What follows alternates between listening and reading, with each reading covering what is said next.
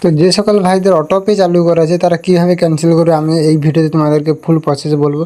তো বন্ধুরা ভিডিওটিকে স্কিপ করবে না আর আমার এই চ্যানেলটিকে সাবস্ক্রাইব করে দাও। তো চলো বন্ধুরা, প্রথমে কী হলো, তুমি তোমার ফোনপে অ্যাপ্লিকেশানটাকে ওপেন করে নেবে। ওপেন করার পর এখানে দেখবে লেফট সাইডে উপরে দেখবে লোগো আছে, লোগোতে ক্লিক করবে।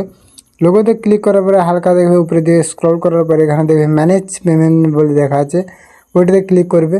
ওটাতে ক্লিক করার পরে হালকা আবার উপরের দিকে স্ক্রল করবে, করলে দেখবে এখানে অটোপে বলে লেখা আছে দেখবে লেফট সাইডে, এটাতে ক্লিক করবে। ক্লিক করার পরে দেখবে তোমার সামনে এরকম একটা ইন্টারফেস হবে। বলে এখানে দেখবে তোমার যেখান থেকে তোমার যে টাকা যে কাটছে সেই অপশানটাতে তুমি ওইখানে যাবে, গিয়ে দেখবে ওইটাতে যাবে, ঠিক আছে।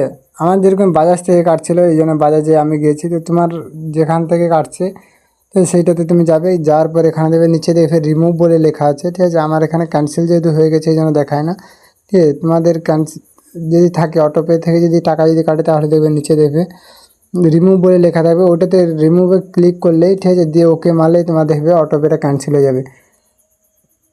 তো বন্ধুরা টাটা, বাই বাই।